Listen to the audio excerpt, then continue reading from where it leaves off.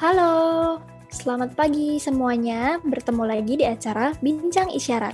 Perkenalkan, nama saya Yani. Panggilan isyaratnya seperti ini. Apa kabar semuanya? Semuanya sehat? Hari ini masih dalam masa pandemi yang berlangsung cukup lama ya, sudah hampir 1 tahun. Seperti lama sekali. Sebentar lagi kita sudah akan menyambut tahun baru 2021. Nah, kira-kira teman-teman semuanya sudah siap untuk menjadi lebih baik lagi? Nah, kita semua harus mulai mengatur pikiran, perasaan, dan emosi kita supaya lebih positif. Live hari ini akan mengangkat tema tentang kesehatan mental untuk teman-teman disabilitas. Di bulan Oktober ini, kami bijak mengangkat tema Waras Oktober, yang memiliki maksud bahwa di tengah kondisi pandemi ini, kita semuanya harus sama-sama bisa bangkit dan sehat secara mental maupun fisik. Nah, sekarang kita akan mengundang narasumber kita dari Into the Light untuk berbagi tips dan cara-cara bagaimana agar bisa menjaga kesehatan mental. Ayo kita siap-siap untuk menonton. Oh iya, satu lagi, jika teman-teman ada yang mau bertanya, boleh ketik di kolom komentar atau di live chat ya.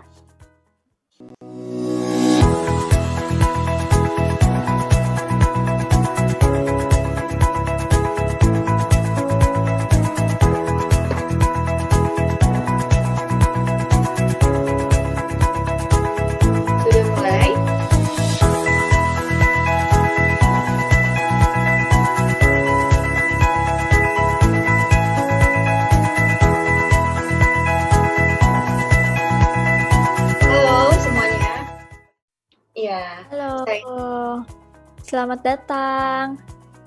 Terima kasih. Nama saya Yani. Nah, silahkan boleh memperkenalkan dirinya. Oke, saya ulang ya. Halo semuanya. Perkenalkan, nama saya Sylvia. Nama panggilan saya seperti ini, Sylvie. Ya, saya seorang guru. Ya, saya mengajar di CSR bidang pendidikan, salah satu perusahaan swasta. Saya juga seorang aktivis kesehatan jiwa, tepatnya bergabung di Into the Light atau Yayasan Insan Teman Langit. Into the Light itu apa sih? Into the Light itu adalah sebuah komunitas berbasis orang muda dengan fokus sebagai pusat advokasi, kajian, dan edukasi pencegahan bunuh diri dan kesehatan jiwa di Indonesia. Saya tergabung dalam Task Force Primary Prevention yang bertugas untuk mengedukasi dan mengadvokasi, dan juga sebagai Vice Coordinator. Saya biasa dikenal sebagai Minority Mental Health Warrior. Itu nama yang saya pilih, karena sepanjang hidup saya akan berjuang untuk keadilan dan kesetaraan kelompok rentan, termasuk disabilitas di dalamnya. Kira-kira seperti itu, dan bisa panggil saya Sylvie saja. Terima kasih. Sama-sama. Nah, Kak Sylvia, apa kabar? Baik, sehat ya. Oke. Sambil menunggu pemirsa, ayo kita ngobrol-ngobrol dulu sebentar. Oke, boleh. Nah, ini saya lihat Kak Sylvia ini bisa Bisindo ya. Nah, itu belajar sama siapa sebelumnya? Oke, jadi sekitar tahun antara 2017 akhir atau 2018 awal, di tempat saya bekerja, kebetulan bekerja sama dengan Gerkatim Banten. Nah, ini seperti berjodoh, karena sebelumnya pada tahun tersebut saya mendaftar di PLJ sebagai siswa. Saya mendapatkan kelas hari Minggu, tapi berhubung saya bukan morning person dan agak susah bangun pagi, karena Sabtunya juga udah sangat lelah, akhirnya saya sering bolong-bolong tuh kelasnya. Dan saya juga dapat guru waktu itu namanya Andrews, dan pada saat itu saya belum ketemu dia. Sampai akhirnya di tempat saya bekerja, Andrew datang dari Gerkatin Banten untuk mengajarkan bahasa isyarat ke adik-adik tuli di sekolah Asalam, wilayahnya Tangerang Selatan. Nah, ketika dalam satu kelas, semua teman itu tuli, bahkan gurunya pun tuli, saya dengar sendiri.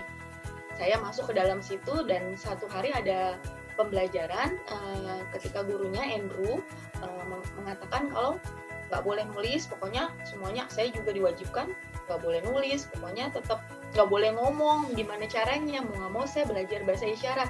Di situ saya menyadari, oh ternyata begini ya rasanya ketika kita sulit untuk mengungkapkan perasaan kita gitu, sulit mengungkapkan apa yang kita pikirkan, oh gini rasanya jadi teman-teman tuli. Jadi saya nggak berhenti sampai di situ saja, akhirnya saya belajar karena saya awalnya ingin berkomunikasi dengan teman-teman saya, apalagi pada saat itu saya juga udah sempat dekat dengan sahabat saya, ada Intan Anjani dari Gerkatin Banten juga, karena udah dekat dan lebih enak ngobrolnya dengan isyarat. Berawal karena memang ingin lebih dekat dengan teman-teman saya, tapi dari situ akhirnya saya mencoba memberanikan diri ketika misalnya teman saya ngajak, tolong bantu interpreterin di sini dong, tolong bantu di sini. Itu awalnya sih saya juga kayak masih bisa, saya kan nggak belajar resmi gitu, tapi ternyata otodidak. Dan memang sih bahasa maupun bahasa isyarat sama aja, kita bisa karena terbiasa. Jadi saya rasa bahasa isyarat tuh sangat layak untuk dijadikan setara dengan bahasa-bahasa lainnya termasuk bahasa Indonesia. Menurut saya seperti itu.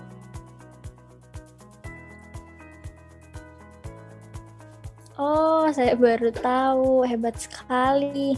Bisa belajar bahasa isyarat ya, dan secara terus-menerus pasti nanti bisa lancar. Oke, dan saya ngulang lagi nih, akhirnya saya walaupun udah otodidak, akhirnya saya ngulang lagi nih. Saya belajar lagi dari level 1 lagi di PLJ, nggak apa-apa. Oke. Nah, sekarang ini kegiatan Sylvia sehari-hari apa sih? Oke, kegiatan saya sehari-hari, saya ngajar di CSR sebuah perusahaan. Nah, di situ kebetulan kelasnya itu persentra sebutannya. Ada sentra bermain, nah di sana saya ngajar, bukan sekedar ngajar sih, bikin silabusnya juga, persiapan materinya, proses mengajarnya, hingga penilaiannya saya lakukan sendiri. Ada mungkin kalau sebelum pandemik, untuk ngajar di kelas saya ada asisten, tapi selama pandemik ini saya lakukan sendiri gitu. Bahkan saya mengunjungi rumah murid-murid gitu, home visit untuk reach out yang memang susah dijangkau secara online gitu kan. Kalau bondingan dan attachment guru dan murid kan nggak bisa digantikan dengan online. Jadi saya kunjungi satu persatu, tapi dekat, tapi tetap dengan protokol kesehatan. Terus saya juga ada sentra buku juga, itu saya juga pegang. Di sana saya kelola. Saya ada programnya tuh ngobrol sore, ada di Instagram setiap hari Jumat nanti nih jam 4 sore. Biasanya sih temanya untuk mengedukasi, tapi terutama untuk literasi kesehatan mental. Di situ sih saya tekankannya. Dan selain itu ya udah, saya di Into the Light aktif sebagai volunteering, dan kita awalnya komunitas, sekarang sudah berbentuk yayasan. Di yayasan saya sebagai vice koordinator. Dan tugas saya itu kalau di Into the Light, karena saya waktu awalnya masuk ke Task Force Primary Prevention, jadi saya yang mengedukasi dan mengadvokasi untuk kesehatan jiwa.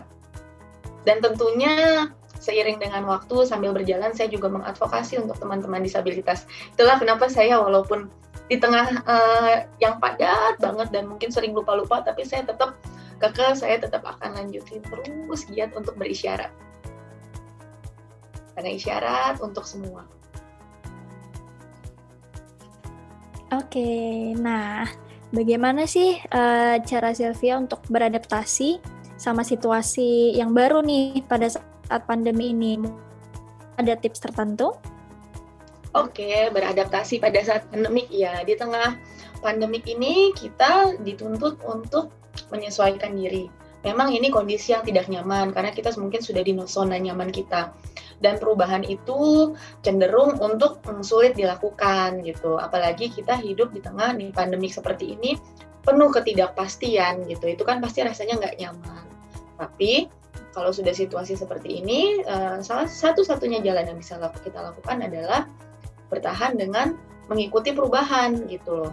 Karena memang hanya orang-orang yang fleksibel yang bisa mengikuti perubahan, yang bisa bertahan.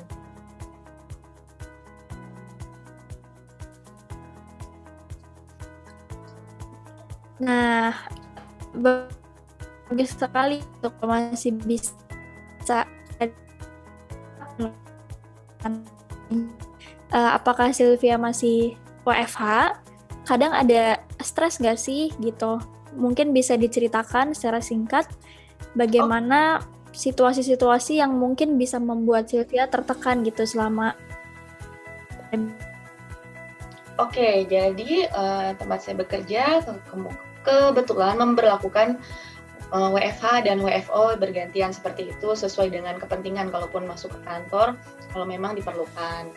Nah, memang awalnya ketika kita work from home di mana rumah itu tempat beristirahat ada bias gitu loh. Jadi cenderung lebih kayak ini enaknya kerja atau tidur atau kerja sambil tiduran gitu. Karena waktu awal-awal tuh saya butuh banyak penyesuaian.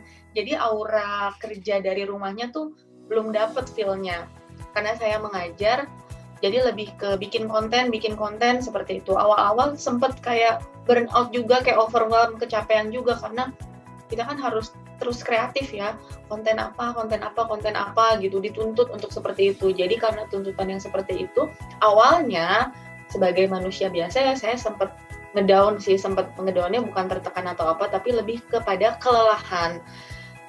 Setelah ngerasain kelelahan itu ya udah, saya nggak memaksakan diri, saya melakukan yang saya bisa sambil nunggu, ya saya juga belajar supaya ide-ide datang kembali gitu. Jadi kalau kita kelelahan, kita break aja dulu, kasih waktu buat diri kita sendiri, jangan terlalu memaksakan diri.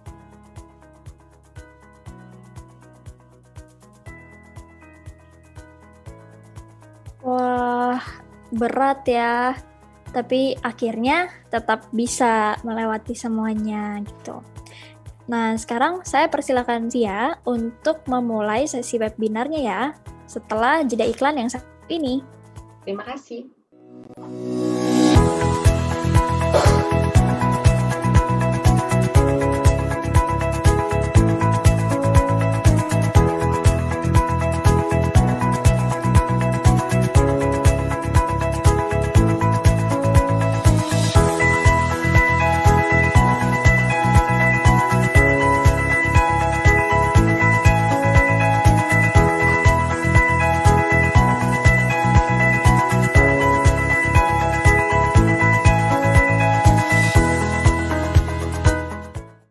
Oke, saya mulai. Hai teman-teman semua, gimana kabarnya? Semoga dalam keadaan yang sehat jiwa dan juga raga ya, seperti harapan kita semua. Nah, kali ini saya bikin judulnya merawat jiwa.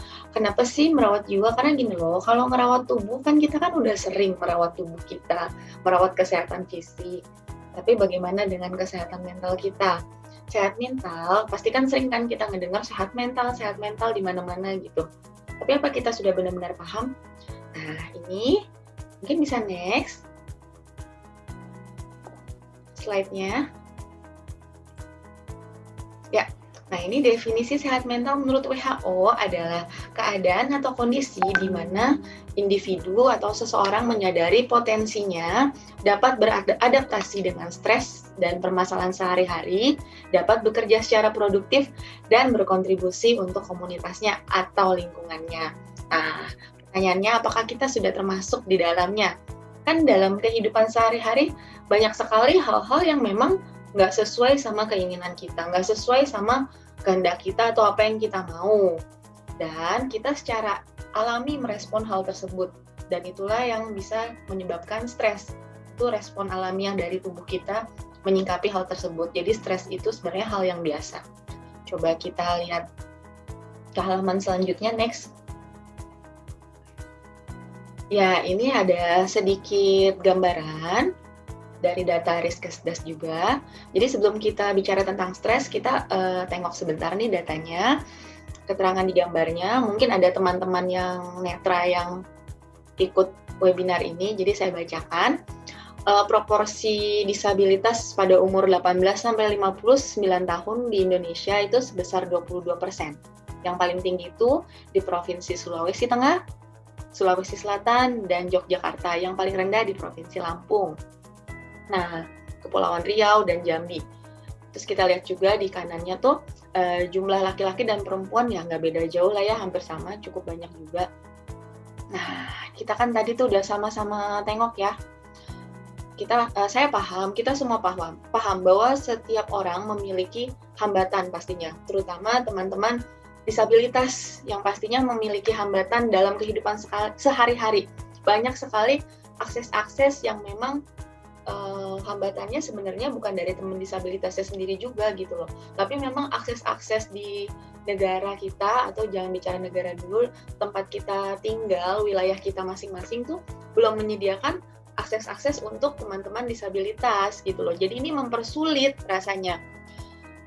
Jadi seperti mobilitas untuk berpindah tempat, melakukan aktivitas sehari-hari, mungkin untuk yang disabilitas psikososial juga untuk mengurus diri sendiri, daya ingat, sosialisasi, ngendalin emosi, konsentrasi, adaptasi dengan lingkungan dan sosial, itu juga termasuk hambatan-hambatan tentunya bagi teman-teman disabilitas. Dan hambatan-hambatan tersebut pastinya bisa memicu stres.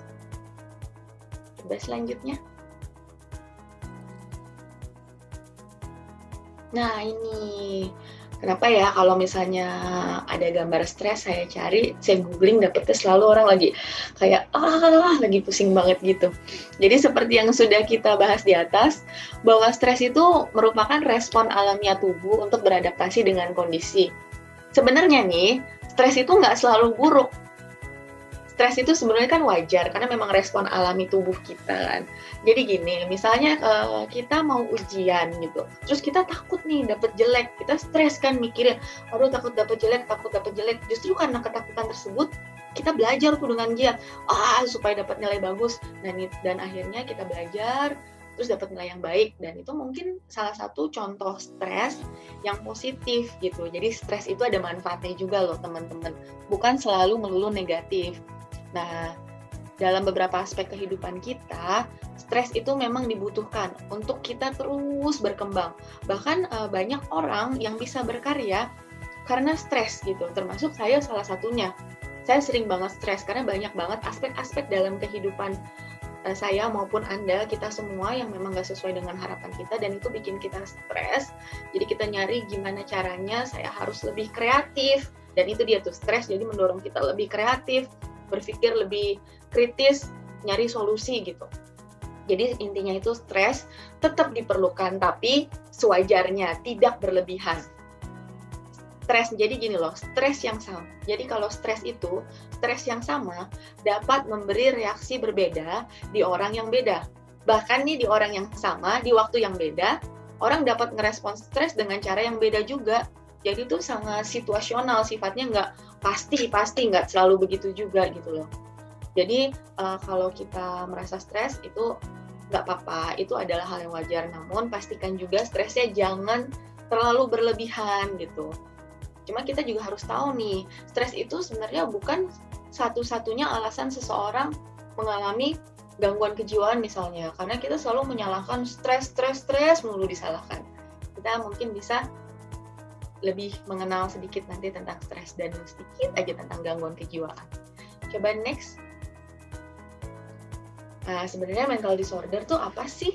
Jadi dikatakan sebagai gangguan itu ketika pikiran, perasaan, dan perilaku sudah mengakibatkan ketidaknyamanan atau lebih ke arah penderitaan dan ketidakmampuan dalam melakukan aktivitas sehari-hari seperti untuk kerja, tidak dapat bersosialisasi, nggak belajar, dan tidak bisa ngikutin kegiatan lainnya. Tapi ingat ya, untuk menyatakan diri ini ada gangguan jiwa atau bukan, itu perlu ke profesional. Saya perlu mengingatkan kembali, mungkin kuis-kuis banyak sekali di internet atau di sosial media.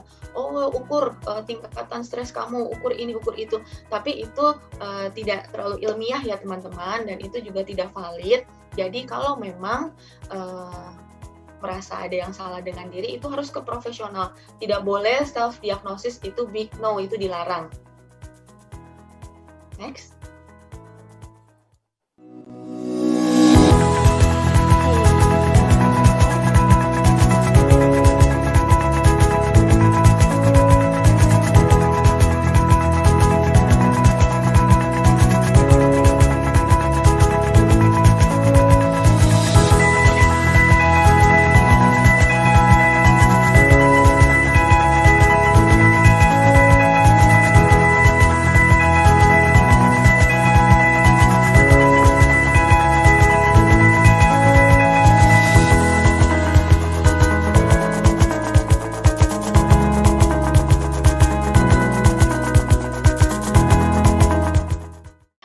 Jadi Martin Seligman beliau seorang psikolog asal Amerika.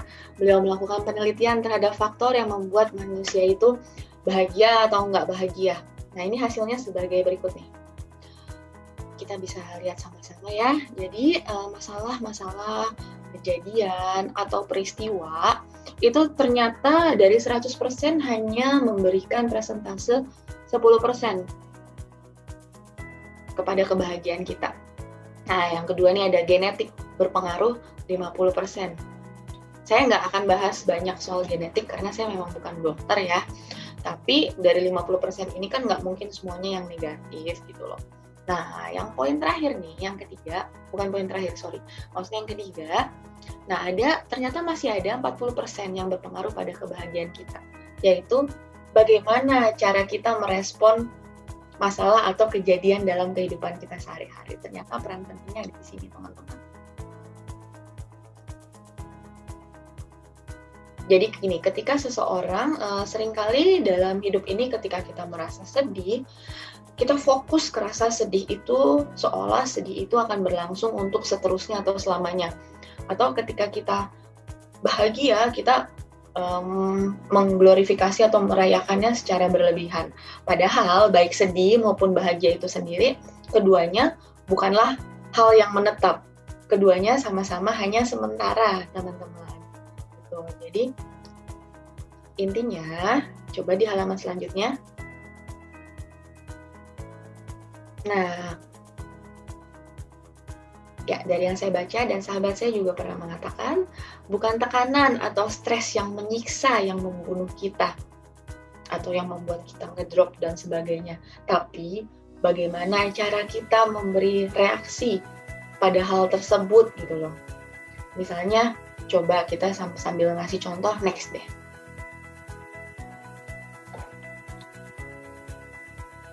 Oke, di sini ada tanda panah ya. Satu, ada acceptance atau penerimaan, yang satu lagi tuh ada change atau perubahan. Kelihatan kan ya? Nah, dalam hidup kita memang ada hal yang memang sudah seharusnya kita terima. Dan ada hal yang memang seharusnya harus kita ubah atau dapat kita ubah. Namun kita sebagai manusia suka kebalik nih. Terbaliknya seperti apa? Misalnya kita suka memaksakan mau merubah hal-hal yang memang seharusnya kita terima. Kan banyak kondisi yang memang kita nggak bisa rubah kan, misalnya yang fisik, mungkin kekurangan-kekurangan kita, itu kan memang ada beberapa hal yang nggak bisa kita rubah gitu. Kita memaksakan, oh saya gini, saya jelek, saya itu akhirnya menyiksa kita sendiri gitu. Itu memang perlu, kalau itu hal seperti itu yang perlu kita terima, ya terima aja. Jangan memaksa untuk kita rubah. Tapi sebaliknya nih, ketika hal tersebut bisa dirubah, mungkin sifat buruk kita, kebiasaan buruk atau perilaku kita yang memang sebenarnya kita bisa berubah, ya udah kita rubah. Jangan malah sebaliknya, ya udah saya kan emang orang kayak gini, mau males saya ya emang kenapa gitu. Jadi jangan sampai kebalik. Coba next.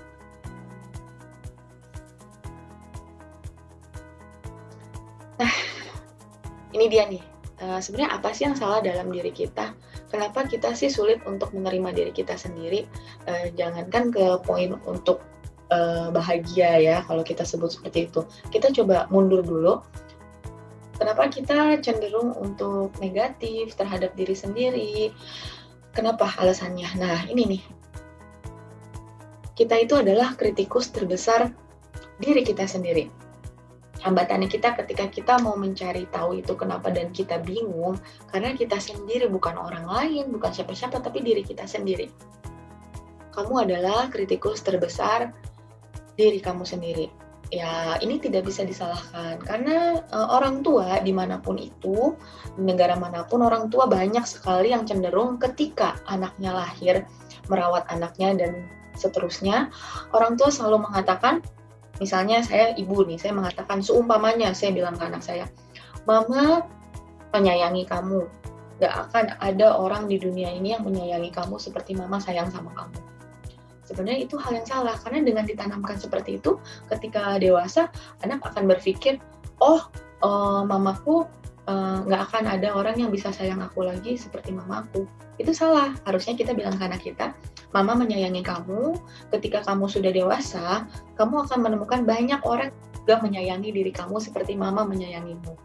Nah, itu kita membantu anak sebenarnya untuk proses penerimaan diri.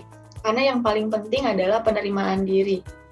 Karena sejatinya kebaikan yang kita lakukan ke orang lain harus sama besarnya dengan kebaikan yang kita lakukan untuk diri kita sendiri. Contohnya gini, ayo kita sama-sama bayangin deh. Misalnya sahabat atau pasangan kita, orang yang dekat sama kita dia punya masalah. Yang kita sayang, nggak mungkin kan dia curhat terus kita bilang, "Apaan sih lu, lebay banget, udahlah nggak penting, masa kayak gitu aja cengeng sih." Kan kita nggak ngomong gitu ke orang yang kita sayang, kita akan support dia. "Oh ya ampun, ya sih pasti berat rasanya jadi kamu, oh ya udah nggak apa-apa." Kalau teman gagal pasti kan ya udah nggak apa-apa, kita coba lagi yuk, kamu pasti bisa yuk. Kamu udah berusaha yang terbaik. Kita bisa mengucapkan kata-kata seperti itu ke teman-teman kita, ke sahabat kita. Tapi di mana kita mengucapkan itu ke diri kita sendiri? Nah, coba ketika kita gagal dalam sesuatu, atau kita nggak bisa mencapai sesuatu, atau kita ada masalah, pasti kan orang-orang cenderung untuk menyalahkan dirinya sendiri. Oh, saya emang gagal, saya payah, aduh, lu payah banget sih, lu bodoh banget sih, lu emang gak sehebat orang-orang lain. Nah, itu yang kita katakan ke diri kita sendiri. Gimana bisa? Kita bisa baik ke orang lain, tapi kita jahat ke diri kita sendiri. Kita nge-push diri kita terlalu berat, kita menekan diri kita sendiri. Itu loh teman-teman. Jadi, kita harus belajar untuk menerima diri kita gitu loh. Sebelum kita ke mana-mana, ke orang lain, sekalipun ke orang terdekat, kita coba ke diri kita sendiri. Apakah kita sudah baik terhadap diri kita? Gitu loh. Semua hal itu banyak orang yang berpikiran buruk dan negatif tentang dirinya, karena ini semua terjadi karena kurangnya yang namanya self-love. Self-love itu apa? Self-love adalah kondisi di mana adanya penerimaan diri yang utuh, baik kelebihan maupun kekurangan. Jadi di kondisi ini orang sudah menerima dirinya secara utuh. Oh, saya kurangnya di sini. Oh, saya lebihnya di sini. Ya, next. Nah, ini nih sering banyak orang yang nanya, self-love sama kalau cinta diri berarti egois dong. Oh, enggak, itu dua hal yang sangat berbeda. Coba kita bandingin ya. Tuh, egois, tingkah lakunya kan menyalahkan orang lain atas situasi yang dialamin. Egois. Selalu merasa tidak punya pilihan dalam hidup. Contoh orang egois adalah ketika dia memiliki pasangan misalnya. Orang yang egois dan belum bisa untuk mencintai dirinya sendiri, dia akan membebankan semua hal-hal yang dia inginkan atau yang belum dia dapatkan kepada pasangannya. Bebannya dipindahkan kepada pasangannya dan menuntut pasangannya untuk menjadi seperti yang dia mau supaya dia senang gitu. Kamu harus gini, kamu harus gitu, kamu nggak boleh gini dong, aku kan gini dong. Jadi egois menuntut. Sementara self-love tidak seperti itu, teman-teman.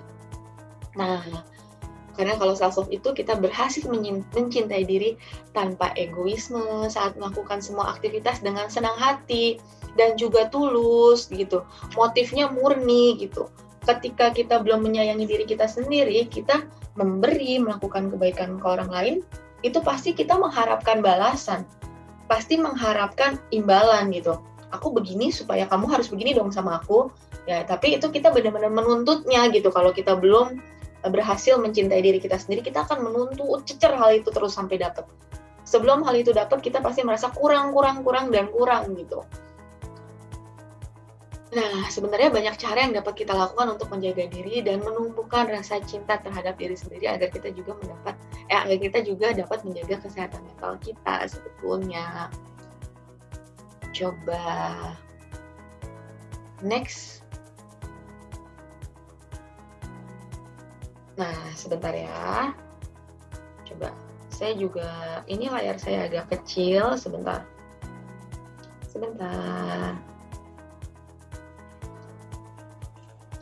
Cep. Wait. Bentar ya teman-teman ya. Oke, nah ini kita ada lihat di sini di slide-nya sudah kelihatan. Nah, banyak sekali hal yang bisa kita lakukan untuk menjaga diri kita, untuk menumbuhkan rasa cinta terhadap diri kita sendiri sebetulnya. Yang pertama, kita perlu waktu untuk diri kita sendiri. Perlu mengenali diri kita. Saat sedih, ya kita rasakan kesedihan itu. Saat kita senang, kita rasakan kesenangan itu.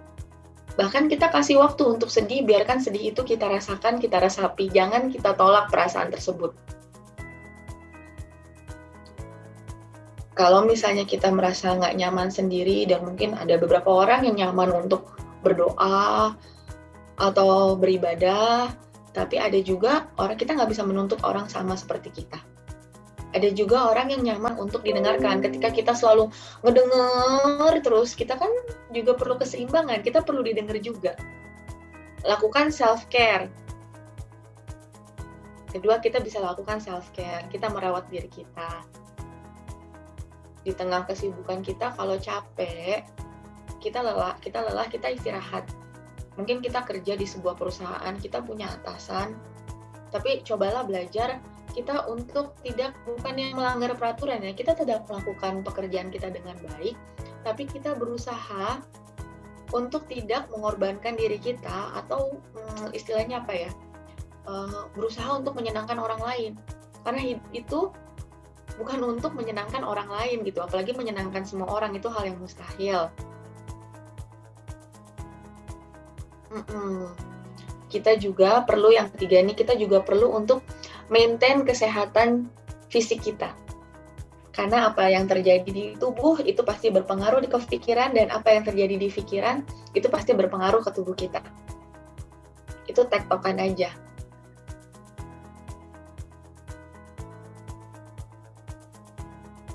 Nah, kita juga bisa menemukan kedamaian kita sendiri dengan melakukan relaksasi. Kan ada orang yang cocoknya yoga, ada yang mungkin lewat senam, atau latihan mindfulness. Itu baik sekali tuh latihan mindfulness. Itu sangat perlu, karena gini loh, kesehatan mental, kesehatan jiwa nggak kelihatan kan sakitnya, nggak seperti kesehatan fisik gitu. Ketika teman kita kanker atau teman kita punya penyakit berat dan ganas, kita kan pasti akan yang, oh kamu kasihan banget, segala macam, kita berempati dan sebagainya, karena kelihatan gitu. Namun bagaimana dengan yang nggak kelihatan? Kita cenderung mengabaikannya gitu, bahkan seringkali kita menstigma teman kita. Saya coba sharing sedikit dari pengalaman saya dan juga teman-teman, pastinya mungkin ada yang mengalami. Ketika teman curhat, menceritakan masalahnya, dia mungkin hanya sekedar ingin didengarkan. Tapi, apakah kita pernah merespon dengan respon yang salah seperti, kamu lebay banget. Enak, apalagi kalau dia cowok, kita seringkali kan mungkin bilang, alah cowok sih begitu, cowok sih cengeng, lebay banget sih.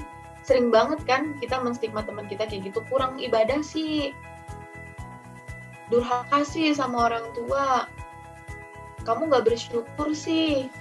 Kita sering banget menyatakan hal-hal tersebut gitu, atau malah ngebandingin, kamu mending kayak gitu, nih aku nih lebih parah. Wah, itu kita itu adalah kata-kata yang perlu kita singkirkan teman-teman gitu. Kita nggak bisa bilang seperti itu ke orang yang butuh untuk didengarkan. Kita tidak bisa menstigma orang lain dalam keadaan ngedown seperti itu. Dan ketika kita jadi posisi orang yang mau mendengarkan curhat pun, kita juga pastikan diri kita memiliki empati dan kita tidak menjudge teman kita. Iya, betul. Jadi benar-benar kita udah tahu nih kalau kita siap gitu untuk mendengarkan cerita dia. Ibaratnya tempat sampah, kita mungkin anggapnya kita jadi tempat sampah orang nih buat buang cerita-ceritanya. Kalau memang udah penuh, kita kosongin dulu gitu. Nggak ada salahnya kalau misalnya teman bilang, aku boleh curhat nggak sama kamu? Tunggu sebentar ya, aku kayaknya lagi belum siap nih, kasih aku waktu ya.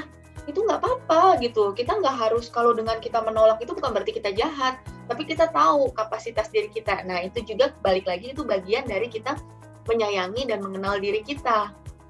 Kosongin dulu tempat sampahnya supaya bisa diisi lagi dengan yang baru gitu, dengan sampah-sampah yang lain yang nantinya akan kita buang lagi. Jadi kita harus mempersiapkan diri kita. Dan juga teman-teman, memang nggak ada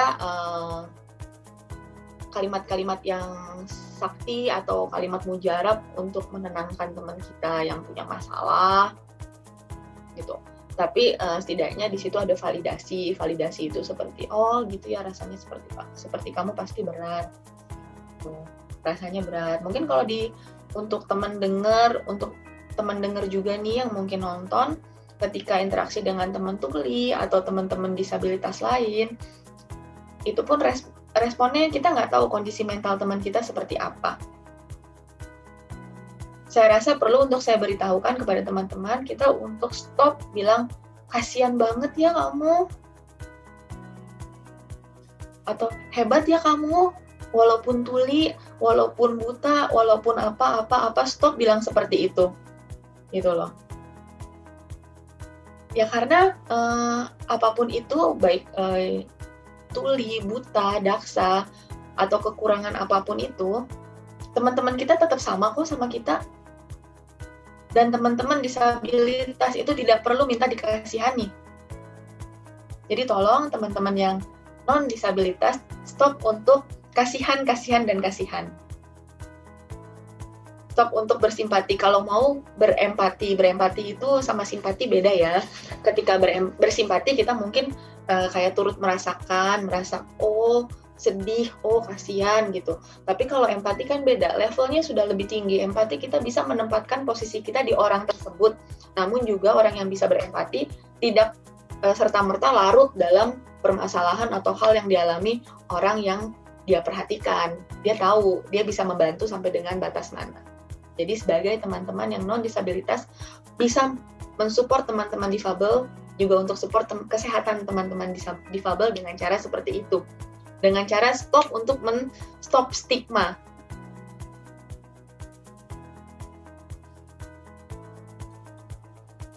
Ya, karena stigma itu efeknya sangat berat dan jangka panjang nih, apalagi ketika dalam kondisi yang secara mental kurang fit, kurang capable. Nah, ketika kita di stigma,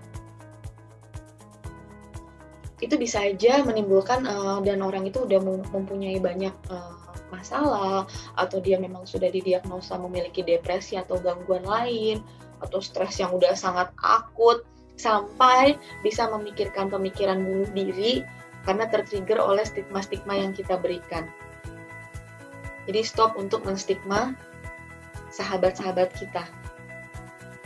Nah, ini ada beberapa tips nih. Entah ini bisa dipakai untuk ini seperti coba next.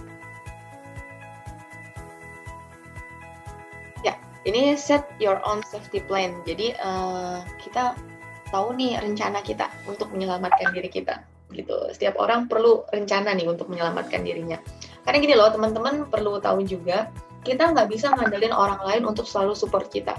Karena satu-satunya orang yang bisa nolong kita adalah diri kita sendiri. Bahkan profesional seperti psikolog atau psikiater pun hanya membantu saja. Tapi yang sejatinya bisa nolong diri kita tuh kita sendiri, kitanya. Itu yang kita butuhkan. Jadi, lagi kalau kita punya pemikiran yang sudah suicidal atau punya pemikiran bunuh diri, kita list apa aja sih yang men-trigger kita. Maksudnya tuh faktor-faktor resiko yang kita punya apa. Ada yang misalnya, saya dekat dengan teman yang namanya A, B, C, D, saya ngerasa nggak nyaman, ya udah jangan deket-deket mereka. Atau saya pergi ke tempat ini, saya merasa nggak nyaman. Itu kita catat tuh. Kita harus tahu apa yang bisa bikin kita nyaman dan nggak nyaman tuh kita harus tahu. Terus temukan cara untuk mengcoping rasa stres kita. Apakah dengan jalan-jalan, apa dengan musik, atau dengan tidur seharian, atau dengan kerja gila-gilaan. Kalau emang kita membutuhkan itu, ya lakuin aja. Gitu. Temukan alasan untuk kita tetap hidup. Kalau perlu kita catat. Kalau saya sendiri di kamar saya catat, saya tempel. Alasan-alasan saya hidup, saya sering dapat surat dari teman-teman saya gitu. Catatan-catatan kecil itu saya tempel. Jadi saat saya ngedown, saya tahu, oh ternyata banyak orang yang masih menyayangi saya.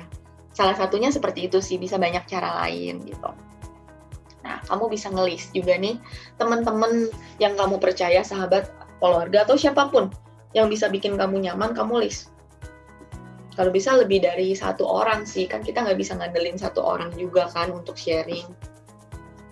Temukan tempat yang kamu merasa nggak nyaman, misalnya tinggal dengan orang tua dan itu memang bertengkar terus mungkin dengan orang tua, mungkin ada baiknya, ini nggak harus mutlak, tapi mungkin contoh aja, saya punya sahabat, nggak cocok tinggal dengan kakaknya, akhirnya memutuskan untuk kos sendiri, dan ternyata dengan ngekos dia lebih nyaman, kuliahnya lebih lancar, pekerjaan juga bisa lebih lancar, itu nggak apa-apa, itu dan bisa lebih mengenal diri kita. Kalau kita udah nggak nyaman sama tempat kita tinggal, kan gimana kita mau yang lain-lainnya gitu, karena kan kenyamanan itu kan penting.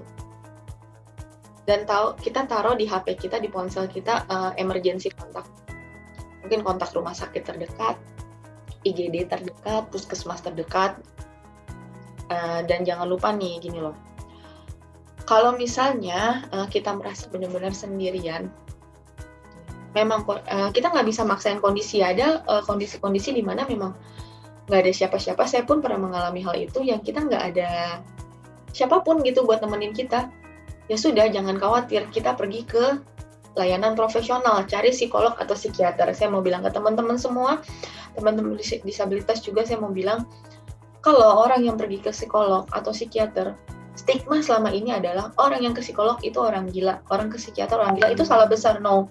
Orang yang pergi ke psikolog atau psikiater adalah orang yang sadar betul apa yang terjadi dalam dirinya dan mau berusaha mencari solusi untuk masalah yang dia hadapi. Jadi kalian-kalian yang merasa dirinya bermasalah dan berani untuk pergi ke psikolog dan psikiater, kalian adalah orang yang sangat waras. Jadi stigma itu tidak benar ya adanya. Ya, pesan saya, jangan ragu untuk cari bantuan profesional ketika kita merasa diri kita sudah terlalu lelah dan nggak sanggup untuk menyimpan semuanya sendiri. Next.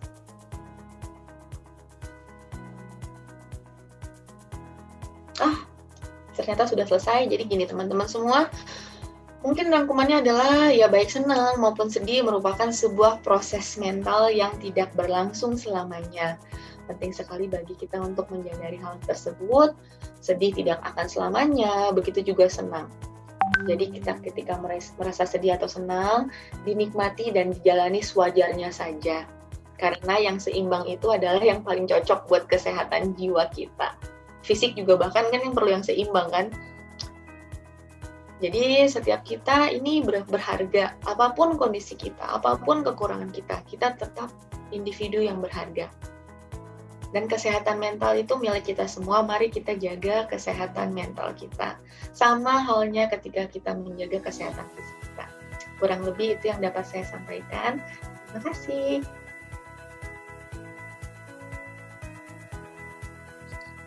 Baik, sudah selesai. Terima kasih untuk presentasinya. Nah, dari teman-teman yang menonton nih, apakah ada yang mau bertanya? Coba kita lihat di kolom komentar. Ada pertanyaan.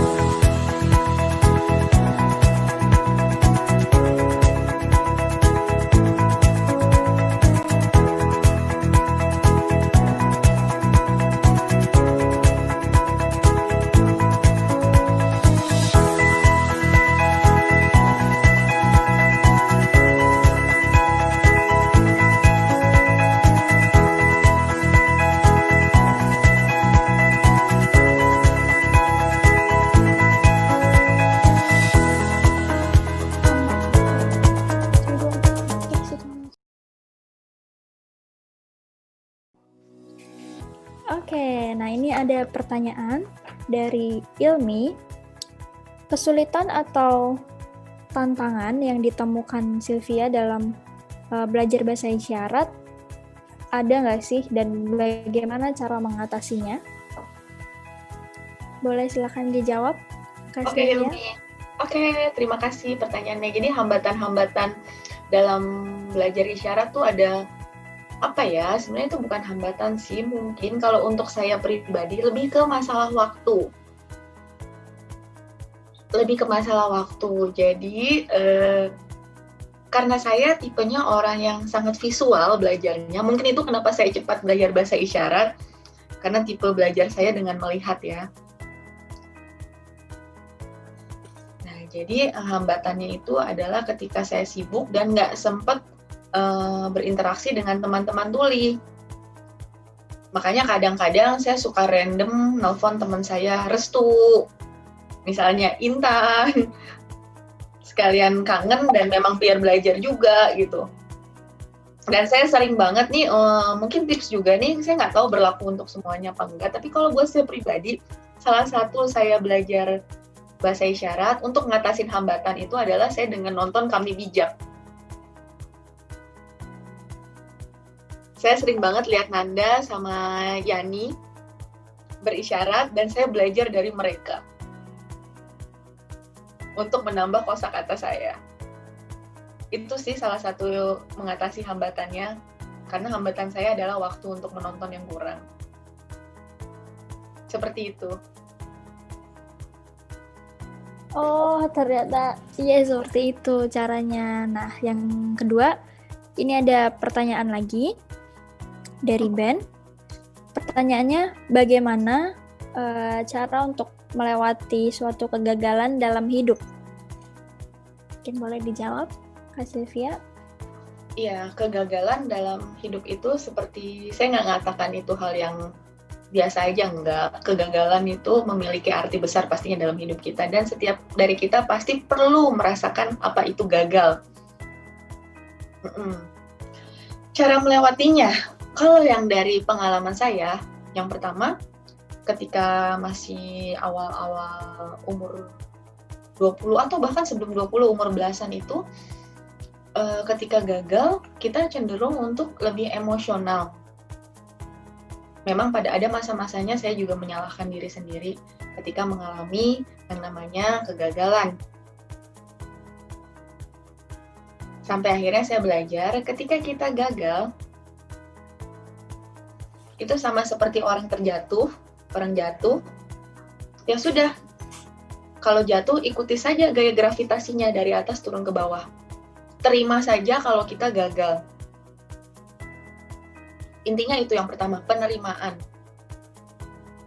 Dengan kita menerima, untuk langkah selanjutnya akan lebih enteng gitu. Jadi terima aja dulu, oh saya memang ngalamin kegagalan. Jadi terima, dengan accept kalau kita gagal. Di situ baru kita berpikir, oh apa yang perlu kita lakukan, dan cari alasannya kenapa kita gagal, kenapa saya gagal. Faktor-faktor penyebabnya apa aja. Dan dari situ kita kan bisa nyari banyak hal, oh kalau saya gini bisa berhasil kalau saya singkirin yang ini, oh saya harus nambahin yang itu. Jadi intinya dimulai dari penerimaan terlebih dahulu, menerima kalau diri memang gagal, menerima kalau manusia itu nggak sempurna.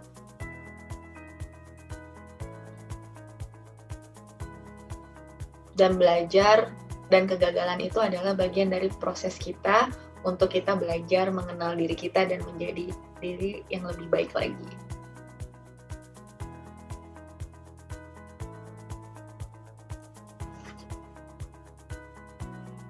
Oke, nah sesi pertanyaannya sudah selesai. Nah, terakhir, mungkin ada pesan penting atau tips tambahan yang mau disampaikan untuk teman-teman disabilitas dari Kak Sylvia? Oke, teman-teman disabilitas teman-teman yang saya sayangi, mungkin saya nggak tahu persis, tapi saya juga kebetulan ibu dari seorang anak yang kebetulan disabilitasnya psikososial ya. Anak saya kan autis yang pertama. Kurang lebih jadi saya dapat gambaran betapa beratnya menjalani hidup sebagai individu disabilitas. Nah, sebenarnya ketika kitanya sudah berusaha pun, yang menghambat itu adalah akses-akses dari luar yang nggak mensupport kita. Bukannya seperti itu kan ya teman-teman? Jadi pesan saya, kita mungkin bisa menguatkan diri kita untuk tidak terlalu, mungkin memang ketika orang-orang yang non-disabilitas merespon kita tidak sesuai yang kita harapkan, mungkin ada sakit hati, mungkin ada tersinggung, itu hal yang wajar, Tapi di balik rasa sakit hati dan tersinggung, ayo kita sama-sama gunakan untuk mengadvokasi teman-teman yang lain.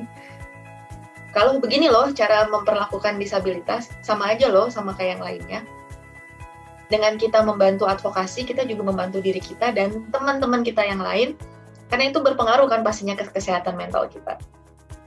Dan untuk teman-teman difabel, sama aja kayak teman-teman yang lain, kalau merasa diri nggak nyaman, atau ada yang salah sama dirinya sendiri, dan susah nyari teman buat curhat, carilah kebantuan profesional. Karena bantuan itu selalu ada kalau kita cari. Dan kalau kita sebagai yang menemukan teman kita butuh bantuan tapi dia masih enggan-enggan, kita coba tawarkan, yuk mau saya anterin nggak ke psikolog, mau saya anterin nggak ke psikiater, kayak gitu. Jadi kita saling menjaga kesehatan mental satu sama lain. Dan mungkin ini pentingnya buat teman-teman difabel juga untuk cari komunitas yang memang sama dan saling mengerti untuk sharing di situ. Karena di komunitas itu kita akan saling menguatkan.